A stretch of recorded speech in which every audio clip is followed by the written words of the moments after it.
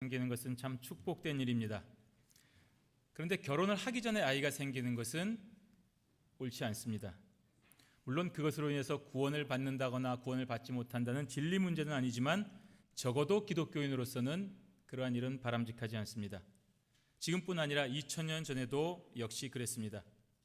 따라서 지금 요셉과 마리아에게는 문제가 생긴 것입니다. 약혼한 상태였습니다. 사랑하는 사람입니다. 결혼을 할 것입니다. 하지만 그래도 결혼을 하기 전이기 때문에 아이가 생기는 것은 문제입니다. 여기까지도 참 문제가 되는데 그 마리아에게 있는 아이가 요셉의 아이가 아닙니다. 이게 큰 문제가 되는 것입니다. 자기들의 아이라고 해도 문제가 되는데 제3자가 개입이 되니까 이것은 엄청난 문제가 되는 것입니다. 오늘날에야 파혼을 하고 원래대로 찾아가면 혹은 그렇지 않더라도 그건 자기들이 알아서 할 문제입니다. 하지만 당시에는 율법대로 그 마리아와 아이는 또 그 당사자는 생명을 잃게 되는 엄청난 일이었습니다. 그러나 요셉은 그동안의 정을 생각하여 이것을 드러내지 않고 가만히 끊고자 했습니다. 파혼을 하고자 한 것입니다. 그래도 약혼 여인 마리아가 공개적으로 모욕을 당하고 돌에 맞아 죽는 것을 원하지 않았기 때문입니다. 그런데 그 요셉에게 신기한 일이 일어났습니다. 하나님의 사자가 자신에게 나타나서 지금 너와 너 가정에 일어난 모든 일은 성령으로 일어난 일이라고 얘기해 주는 것입니다. 오늘 본문 20절에 이 일을 생각할 때에 라고 했습니다.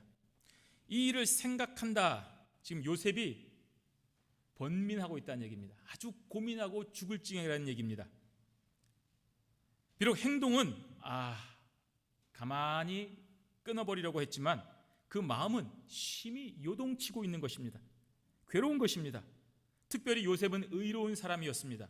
이 말은 율법을 잘 지키는 사람이었다는 말입니다. 아주 정의로운 사람이라는 말입니다. 그래서 율법을 어기고 범죄한 마리아를 그 상대방이 누구인지 모르지만 그 상대방과 함께 벌을 주어야 된다는 생각과 동시에 그래도 자신이 사랑하는 약혼자를 향하여 그와 같이 모진 벌을 내려야 되는가 하는 고민으로 고통스러워하고 있었던 것입니다. 세상은 비록 이러한 것들을 미워해도 그래도 내가 지켜줘야 될 단 하나의 존재가 나라는 생각이 들었기 때문입니다. 하지만 하나님의 율법을 어긴 중한 죄를 그대로 무조건 모른 척하고 용서해 줄 수도 없기 때문에 이 사실을 어떻게 해야 될까 고민하고 있었던 것입니다. 바로 그러한 번민 중에 주님의 사자가 나타나셔서 말씀하시는 것입니다.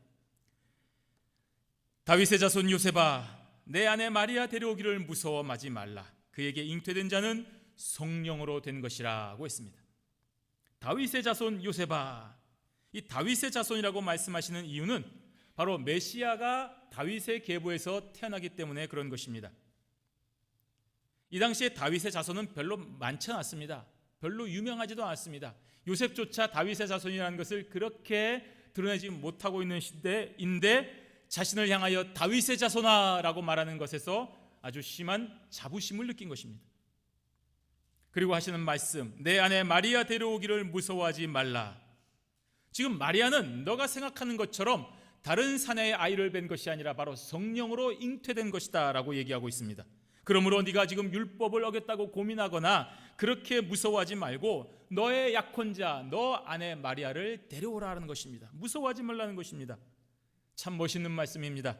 다윗의 자손이기 때문에 받는 복입니다. 다른 가문에는 일어나지도 않을 것이며 일어날 수도 없는 일입니다. 요셉이 다윗의 가문이기 때문에 이러한 일이 일어난 것입니다. 그러므로 요셉의 고민은 행복한 것입니다. 복의 시작입니다. 하나님으로부터 오는 것이기 때문입니다. 다윗의 자손이 아니었다면 결코 하지 않을 고민이기 때문에 자랑스러워해야 되는 것입니다. 오늘 저와 여러분들은 영적으로 다윗의 자손이 분명합니다. 저는 유대인이 아닌데요. 유대인 아닙니다. 그러나 영적으로는 다윗의 자손이 맞습니다.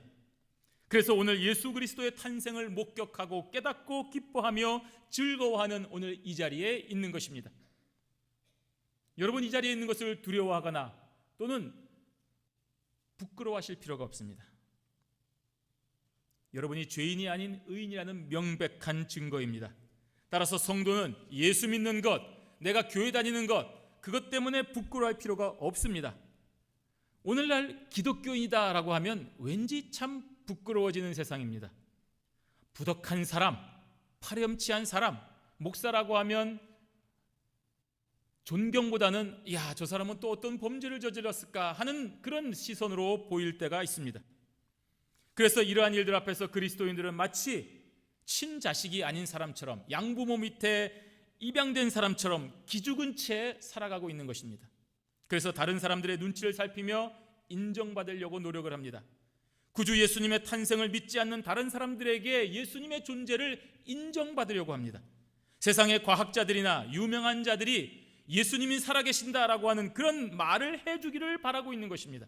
저들이 성경을 인정하고 저들이 창조론을 인정해 주기를 목 놓아 기다리고 있는 것입니다. 그리고 그러한 징조가 보이면 카톡이나 메신저, SNS를 통해서 열심히 퍼다나르면서 야, 저 사람이 예수님을 믿는데, 저 사람이 예수님을 인정한데, 저 사람이 성경을 인정하고 있다라고 열심히 퍼다나르면서 기뻐합니다. 그리고 다른 사람들을 설득하려고 합니다. 여러분, 그럴 필요가 없습니다. 저와 여러분들은 다윗의 자손이 분명합니다. 성령께서 여러분들의 마음에 확신을 주시지 않았습니까? 그러므로 두려워하지 마십시오. 저들의 견해, 저들이 뭐라고 하든지, 저들이 어떻게 핍박을 하고 어떻게 조롱을 하든지 너무 신경 쓰지 마시기를 바랍니다. 성령께서 이미 오늘 저와 여러분들에게 임마누엘을 선포하셨습니다. 내가 너희와 함께 있겠다. 하나님인 내가, 창조자인 내가, 피조물인 너희들과 항상 함께 하겠다라고 선언하신 것입니다. 그러므로 성탄의 주인공은 오늘 저와 여러분들 그리스도인들입니다. 다윗의 자손인 우리에게 주신 하나님의 귀한 선물입니다. 그러니 오늘도 다윗의 자손 그리고 그리스도인 된 것을 감사하는 마음으로 요셉처럼 고민하거나 부끄러워하지 말고 우리와 늘 함께 하시는 하나님을 생각하며 오신 예수님을 기뻐하는 복된 성탄주일이 되시기를 바랍니다. 오늘 이 시간 예수님은 바로 동정녀의 몸에서 성령으로 잉태되어서 우리와 함께 계시다는 사실을 분명히 기억하셔야 됩니다. 오늘 본문 18절에 예수 그리스도의 나심은 이러하니라. 그의 어머니 마리아가 요셉과 약혼하고 동거하기 전에 성령으로 잉태된 것이 나타났더니 라고 했습니다. 하나님의 말씀인 성경이 예수 그리스도의 나심에 대하여 바로 성령으로 잉태되었다라고 말하고 있습니다. 이것은 정상적으로 우리 엄마 아빠가 결혼해서 나를 낳은 것처럼 남자와 여자의 결합으로 나타난 것이 아니라는 말입니다. 그러면 예수님은 왜 이렇게 믿지 못할 동정녀 탄생으로 오셔야 됩니까? 여러분 궁금하지 않으십니까? 당시의 유력한 가문, 황제의 가문이면 좋고 그래도 적어도 귀족 가문에서 예수님이 태어나실 때 하늘이 어두워지고 천둥과 번개와 여러 가지 이상한 표적들을 동원해서 나타나면 뭔가 좀 근사하지 않겠습니까? 야, 뭔가 좀 뛰어난 아기, 세상을 구원할 사람이 태어났나 보다 라고 사람들이 생각하지 않았겠습니까? 여러분 잘 알고 있는 그리스 로마 신화나 각 나라의 시조에 대한 탄생 설화들을 보면 알 수 있지 않습니까? 박혁거세, 김알지, 그런 사람들은 알에서 태어나고 누가 물어다 주고, 그러면 사람들이 와, 얘들은 우리와 다른가 보다 하고 신비하게 생각했을 것입니다. 여러분, 이것은 인간적인 생각입니다. 중요한 것은 예수님이 왜 오셔야 되는가? 예수님은 바로 오늘 저와 여러분의 죄 문제를 해결하시기 위하여 오셔야 되는 것입니다. 그렇기 때문에 아담과 하와의 원죄가 있는 사람의 계보로 오면 안 되는 것입니다. 남자인 요셉과 여자인 마리아를 통해서 예수님께서 태어나시게 되면 예수님 역시 원죄가 있기 때문에 죄 문제를 해결할 수가 없는 것입니다. 누가 누구를 용서할 수 있단 말입니까? 1장 16절에 야곱은 마리아의 남편 요셉을 낳았으니 마리아에게서 그리스도라 칭하는 예수가 나시니라고 했습니다. 족보를 통해서 아브라함에서 예수까지의 족보를 설명하다가 다 아버지가 낳았고 라는 표현을 썼는데 유독 예수님에게서만은 요셉이 낳았고가 아니라 마리아에게서 낳았다라고 말하고 있습니다. 바로 요셉을 통하여 인간의 원죄가 예수님에게 전가되지 않았기 때문입니다. 이처럼 예수님께서는 동정녀의 몸에 성령으로 잉태되셔야만 죄 문제를 해결하는 데 아무런 이상이 없는 것입니다. 완전한 신성을 지닌 분이면서 동시에 완전한 인성을 지녀야만 이 세상을 구원하실 그리스도가 되는 것입니다. 환자를 수술할 의사에게는 완벽한 지식이 있어야 됨과 동시에 또 그 몸에 균이 없어야 되는 것입니다. 그래서 소독을 깨끗이 하고 수술을 하는 것입니다. 아무리 실력이 뛰어난 의사라고 하더라도 그 몸에 세균이 있으면 그 수술을 하는 동안 오히려 그 사람을 죽일 수밖에 없기 때문입니다. 따라서 오늘 죄인인 저와 여러분들의 죄 문제를 해결하기 위해서는 죄가 없으신 완전한 신, 완전한 인간, 동시에 양성을 가지신 분만 가능한 것입니다. 이것이 바로 동정녀의 몸에서 태어난 예수님의 방법인 것입니다. 이것이 하나님의 방법입니다. 하나님께서는 그리스도를 요셉의 정혼자인 마리아를 통해 태어나게 하심으로써 다윗의 후손으로서의 법적 정통성과 인성을 완벽하게 만족시키셨습니다. 동시에 남자와 여자의 만남이 아닌 동정녀 마리아의 몸에 성령으로 잉태하게 하심으로써 인간의 원죄와는 완전히 무관한 거룩한 신성을 지닌 존재로 태어나게 하신 것입니다. 따라서 우리가 예수님의 동정녀 탄생이라고 하는 것은 고대 신화나 설화에서 흔히 볼 수 있는 알에서 태어나거나 특이한 방법 중에 하나로 태어난 것이 아니라 오늘 저와 여러분의 죄 문제를 해결할 수 있는 그리스도가 탄생할 유일한 방법인 것입니다. 그래서 우리가 오늘도 사도신경에 포함시켜서 항상 고백하는 것입니다.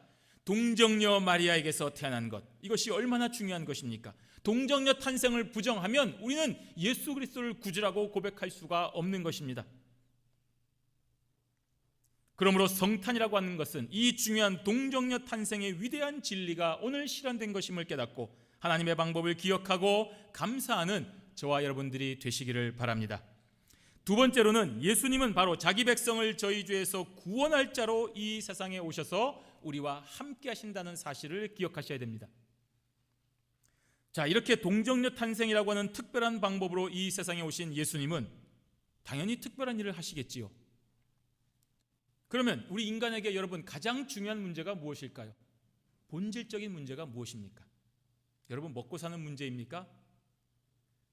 대학을 가는 것, 또 대학을 졸업하는 것, 좋은 직장을 만나는 것, 평생토록 사랑할 사람을 만나서 함께 사는 문제, 또는 대통령이 되어서 권력을 쟁취하는 것, 빌 게이츠나 워런 버핏 같은 정말 막대한 부자가 되는 것, 그것이 여러분에게 중요한 문제입니까?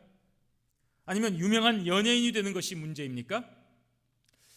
이런 것도 중요합니다. 예, 정말 중요합니다. 최선을 다해서 여러분들이 가지고 있는 실력을 발휘해서 돈도 버시고 권력도 쟁취하고 유명인도 되셔야 됩니다. 하지만 그것은 본질적인 문제가 아닙니다. 인간의 힘으로 열심히 노력하면 얻을 수 있거나 또는 부자 아버지를 만나면 간접적으로라도 체험할 수 있는 것이기 때문입니다. 다시 말해서 인간의 영역 안에 있는 문제인 것입니다. 그러므로 본질적인 문제라고 할 수 없습니다. 받으면 좋지만, 부자가 되면 좋지만, 권력자가 되면 좋지만, 유명한 사람이 되면 좋지만, 그렇지 않아도 사실 별 문제는 없습니다. 돈이 많으면 좀 편할 수는 있습니다만 돈 없어도 사는데 큰 지장은 없습니다. 그리고 설사 굶어 죽는다 하더라도 구원을 받는다고 한다면 별 문제가 되지 않습니다. 차라리 빨리 죽고 천국 가는 것이 더 좋습니다. 여러분이 이 구원에 대한 본질적인 문제만 알고 있다면 말입니다. 바로 구원이라고 하는 것이 저와 여러분에게 가장 본질적인 것입니다. 여러분이 지금 현재 너무나 괴로워서 정말 죽고 싶다, 정말 매일매일 또 다른 문제가 태어나고, 돈 문제 해결하니까 집안이 말썽이고, 집안 문제 해결하니까 자식이 말썽이고, 자식 문제 해결하니까 또 다른 기업에서 문제가 생기고, 정말 죽었으면 좋겠다. 그래서 구원을 필요로 한다고 한다든지, 아니면 지금 너무 행복하고 만족하기 때문에 구원의 문제에 딱히 신경 쓸 필요가 없든지, 여러분이 이걸 인정하든지 인정하지 않든지 구원은 가장 중요한 본질적인 문제입니다. 그래서 수많은 문학작품이나 예술의 세계에서 표현하는 그 많은 창작품들이 결국 뭘 해결하려고 했습니까? 인간의 구원을 해결하려고 하는 것입니다. 인간의 구원입니다. 어떻게 하면 인간이 구원을 이룰 수 있을까? 어떻게 하면 우리가 이 고민을 해결할 수 있을까?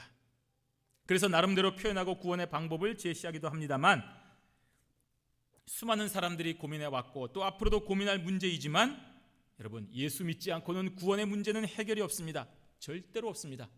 혹시 예외는 있지 않을까요? 괴로울 때마다 마약 같은 거 맞으면서 하루하루 지나가면 되지 않을까요? 돈 많은 사람이 되거나 돈 많은 사람하고 친구가 되어서 돈 문제로 고통 겪지 않으면 정말 행복하게 살 수 있을 것 같은데요? 그렇지 않습니다. 여러분, 예수 믿지 않고서는 구원의 문제에 해결이 없습니다. 절대로 없습니다. 예외가 없습니다. 다른 종교에는 없겠습니까? 사실 여러분, 다른 종교라는 것이 없습니다. 종교는 기독교 외에는 없습니다. 여러분이 혹시 불교, 이슬람, 무슨 천주교를 종교라고 생각하십니까? 큰 착각입니다. 여러분을 낳게 해주신 부모님 외에 다른 부모님 있습니까? 없습니다. 부모님처럼 사랑해준 사람은 있을지 몰라도 부모님은 없습니다. 참 종교는 단 하나, 유일하신 예수 그리스도를 믿고 그 피로 구원을 받았다고 고백하는 기독교 외에는 없는 것입니다. 그 외에는 다 여러분을 미혹하는 것입니다. 그곳에는 구원이 없기 때문입니다. 번민과 고행만이 있습니다. 그러므로 번민과 고행은 인간에게 절대로 구원을 주지 못하는 것을 알아셔야 됩니다. 더 깊은 번민을 하게 합니다. 더 괴로운 고행을 요구합니다. 더 자선을 요구하는 것입니다. 여러분, 인간의 방법으로는 절대로 구원을 얻을 수 없습니다. 그래서 예수님께서 오신 것입니다. 만약에 우리가 인간이 할 수 있다고 한다면 예수님은 이 땅에 오실 필요가 없습니다. 예수라는 이름은 바로 여호와가 구원하신다라는 뜻입니다. 더 정확히 말씀드리면 오늘 본문 21절에 아들을 낳으리니 이름을 예수라 하라. 이는 그가 자기 백성을 그들의 죄에서 구원할 자이심이라고 했습니다. 그대로입니다. 오늘 예수님은 인류의 근원적인 문제, 근본적인 문제인 이 죄의 문제를 해결하러 오신 분입니다. 이것 외에 다른 것으로 우리가 예수님을 생각하면 여러분 틀린 것입니다. 문제가 생깁니다. 그런데도 불구하고 아직도 많은 사람들이 예수님을 무슨 빈민들을 구제하기 위한 운동가로 생각을 합니다. 정치의 혁명을 가져오는 혁명가라고 생각을 합니다. 질병을 치료해주는 치료자라고 생각을 합니다. 평화를 주는 자, 그 이름 예수라고 착각을 하고 있습니다. 지금 이 순간에도 상업적으로 예수님의 오심을 이용하고 있습니다. 크리스마스, 그 절정입니다. 예루살렘에는 이슬람 사람도 유대인들도 예수는 믿지 않지만 사람들에게 메리 크리스마스를 외칩니다. 반가워합니다. 기독교인들이 전 세계에서 이때쯤 몰려서 엄청난 돈을 쓰기 때문입니다. 돈만 된다면 종교적 신념도 얼마든지 내려놓을 수 있습니다. 지금 이 미국이 예루살렘은 이스라엘의 수도라고 하는 이 공식적인 선언 때문에 그야말로 중동과 예루살렘, 이스라엘은 난리가 났습니다. 여러분 기억하시죠? 불과 얼마 전만 해도 막 시위하고 사람 죽고 난리도 아니었습니다. 근데 지금은 그거 다 어디 갔습니까?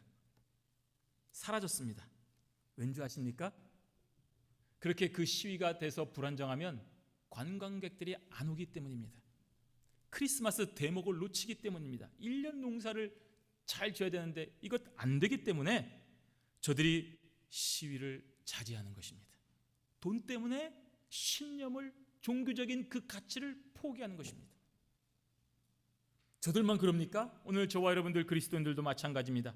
우리가 죄인임을 인식하고 예수 앞에서 자신의 자존심, 시기심, 질투심 내려놓아야 되는데 돈을 얻겠다고, 명예를 가지겠다고, 권력 높이겠다고 예수님을 내려놓습니다. 예수님 앞에 돈과 명예와 권력을 내려놓아야 되는데 돈과 명예와 권력 때문에 예수님을 내려놓는 것입니다. 이것이 바로 예수님이 오신 목적을 정확히 깨닫지 못하기 때문에 일어나는 일입니다. 여러분, 그래서 매 순간마다, 매 선택마다 여러분 진지하게 질문하셔야 됩니다. 내가 왜 돈을 버는가? 내가 왜 살고 있는가? 내가 왜 대학을 가는가? 내가 왜 학교에서 공부를 하는가? 내가 왜 이 사람하고 결혼을 하는가? 내가 왜 가정을 유지하는가? 내가 왜 이 기업을 운영하는가? 매 순간마다 우리가 질문을 해야 됩니다. 내 만족과 내 행복과 내 이상의 만족을 위해서? 그러면 여러분은 예수님을 내려놓으신 것입니다. 바로 그 순간 여러분 모든 것을 중단하고 하나님 앞에 무릎을 꿇고 회개하셔야 됩니다.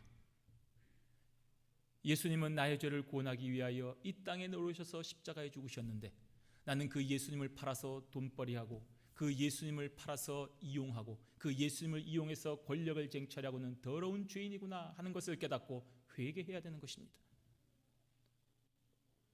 예수님께서 이 땅에 오신 것은 인류를 죄라는 문제에서 근본적으로 해결하시기 위하여 오셨다는 것을 여러분이 확실하게 믿고 오늘 성탄의 때에 예수 이름으로 기뻐하는 저와 여러분들이 되시기를 바랍니다. 사랑하는 성도 여러분, 부모는 자녀의 이름을 지을 때 참 고민을 많이 하게 됩니다. 특별히 그 가정의 첫 아이일 때는 더 그럴 것입니다. 그리고 자신의 아이에게 어떠한 이름을 지어주느냐는 아버지의 가장 큰 고민과 동시에 고난입니다. 첫 아이이기 때문에 더더욱 그럴 것입니다. 그런데 여러분, 만약에 자신의 아이가 아니라 다른 남자아이라고 한다면 여러분 어떻게 하시겠습니까? 개똥이라고 지어주든가 아니면 네가 알아서 짓든가 그럴 것입니다. 그런데 예수님의 아버지 요셉은 자신의 아이가 아닌 다른 사람의 아이에게 어떠한 이름을 지어주었습니까? 오늘 25절에 그 이름을 예수라 하니라 하고 있습니다. 예수라는 이름 21절에서 나와 있듯이 그가 자기 백성을 그들의 죄에서 구원할 자라는 뜻입니다. 내 아이라고 해도 이런 이름을 짓기가 힘든데 다른 사람의 아이에게 이렇게 좋고 거창한 이름을 여러분 같으면 지어주시겠습니까? 내 아이도 아닌데? 불륜으로 태어난 아이인데? 그럼 왜 이렇게 이름을 지었습니까? 주님의 사자가 나타나서 꿈에서 하신 말씀을 그대로 믿었기 때문입니다. 자신과 마리아에게 나타난 하나님의 계시를 그대로 믿은 것입니다. 나와 마리아의 가정에 일어난 일이 어떤 제3자가 개입된 것이 아니라 하나님께서 약속하신 구약의 말씀대로 선지자의 가정에, 요셉의 가정에, 다윗의 가정에 약속하신 말씀대로 성령으로 잉태된 그것이 확실하다는 것을 믿기 때문에 그대로 믿고 이름을 지은 것입니다. 자신들에게 일어난 이 일, 남들이 보면 손가락질하고 남들이 보면 율법으로 죄를 짓고 돌을 던져야 될 이 부끄러운 일이 하나님으로부터 일어난 초자연적인 역사라는 것을 분명히 믿었기 때문에 그 아이의 이름을 예수라고 지은 것입니다. 자신들의 뜻이 아니라는 말입니다. 여러분, 이러한 놀라운 방법으로 오신 예수 그리스도의 삶이 어떠했습니까? 여러분, 한번 우리가 편견을 내려놓고 한번 제3자 입장에서 한번 생각을 해보십시오. 실패한 사람입니다. 병원도 아니고 집에서 태어난 것도 아니고 마국간이라고 하는 초라한 곳에서 태어나셨습니다. 바위산의 동굴을 마국간으로 사용하고 있는 그곳의 하나에서 태어나셨다는 말입니다. 어찌어찌 태어나서 헤롯을 피해 고향을 떠나 이집트로 도망가야 됐습니다. 로마의 황제가 아닌 그 분봉왕 헤롯의 협박에 무서워서 도망을 가야 될 정도였습니다. 헤롯이 죽어서 돌아왔을 때에도 베들레헴으로 돌아가기가 무서워서 나사렛이라고 하는 더 촌구석으로 가셨습니다. 그리고 평범하게 3년도 아닌 30년 동안이나 목수의 삶을 살았습니다. 그리고 겨우 기회를 잡아서 3년 정도 공생의 기간 동안에 많은 기적과 표적을 통해서 사람들의 주목을 받았지만, 뭔가 이루어지는 것처럼 보였지만 결국에는 제자의 배신을 받아서 십자가라는 가장 비참한 사형수로 마지막을 장식했습니다. 여러분, 이거 실패 아닙니까? 그리고 그를 따르는 많은 사람들도 다 실망하고 떠났습니다. 가장 잘 따르겠다고 약속한 베드로마저도 예수님을 3번이나 저주하면서 부인하고 떠나갔습니다. 희망이 없다고 생각했기 때문입니다. 포기하고 절망한 것입니다. 이 정도면 실패한 인생 아닙니까? 인간적인 눈으로 보면 명백하게 실패입니다. 자신의 욕망으로 예수를 이용했기 때문에 이용 가치가 없고 죽자 매몰차게 등을 돌린 것입니다. 예수가 다 뭐냐? 나는 예수 모른다 라고 외친 것입니다. 하지만 예수님은 인간의 육신의 문제 해결을 위해서 이 땅에 오신 분이 아닙니다. 예수가 독립운동하려 온 것 아닙니다. 예수 믿고 부자를 척결하고 가난한 자를 구원하러 온 것 아닙니다. 예수를 통하여서 무슨 병원을 짓고 모든 병든 자를 고치러 온 것이 아닙니다. 그런 사람의 입장에서 보면 예수는 실패한 인생이 분명합니다. 로마의 황제는 그대로 있었고 병든 사람도 그대로 있고 빈자도 그대로 있기 때문입니다. 하지만 예수님은 육신의 문제 해결을 위해서 오신 분이 아니라 우리를 속박하고 괴롭히는 죄의 문제를 근본적으로 영원히 해결하여 오신 분이시기 때문에 실패가 아닌 것입니다. 오늘 23절에 보라, 처녀가 잉태하여 아들을 낳을 것이요 그의 이름은 임마누엘이라 하라 하셨으니 이를 번역한즉 하나님이 우리와 함께 계시다 함이라고 했습니다. 여러분, 구약 성경의 마지막 책 말라기, 그 말라기 선자의 그 선언을 끝으로 400년 동안, 무려 400년 동안 하나님의 계시가 끊어지고 로마의 철권 통치로 인해서 희망이 없던 시대였습니다. 바로 그 시대에 하나님은 예수님을 이 땅에 보내셔서 임마누엘이라고 선언하셨습니다. 하나님이 우리와 지금 함께 하신다는 분명한 선포입니다. 여러분의 비자 문제가, 여러분의 신분 문제가, 여러분의 재정 문제가, 여러분의 모든 문제가 다 사라져가지고 오늘 모든 일에 쫓겨나고 내가 사는 집에서 쫓겨나고 이 나라에서 쫓겨날 상황이 되어도 하나님이 지금 우리와 함께 하신다는 분명한 선언이 바로 임마누엘이신 것입니다. 그렇게 오신 예수님은 세상 끝날까지 영원히 우리와 함께 하시겠다는 것입니다. 이 문제만 해결되면 내가 너와 상관이 없다는 것이 아닙니다. 이 문제만 해결되면, 좀 먹고 살만하면, 너가 어느 정도 크면, 너의 자녀가 어느 정도 크면 내가 이제는 떠나가서 갈 테니 너 혼자 잘 살아라 하는 것이 아니라는 말입니다. 이 확실한 하나님의 약속은 영원히 계속되는 것입니다. 이 확실한 약속을 믿기만 하면 저와 여러분들은 이 죄악된 세상에서 비록 몸은 있지만 희망이 있는 것입니다. 소망이 있습니다. 구원을 받는 것입니다. 그래서 이 성탄은 하늘에는 영광이요 땅에서는 기뻐하심을 입은 사람들 중에 평화가 되는 것입니다. 2017년 이 기쁘고 복된 성탄 주일에 하나님이 우리와 함께 하신다. 돈이 나와 함께 있는 것이 아니라, 권력자가 내 옆에 있는 것이 아니라, 창조주 하나님께서 지금 나와 함께 하신다는 이 분명한 메시지를 임마누엘의 확고한 신앙을 가지시고 모든 일에 감사하고 모든 일에 기뻐하고 모든 것에 영광을 돌리는 저와 여러분들이 되시기를 주님의 이름으로 축원합니다. 아멘.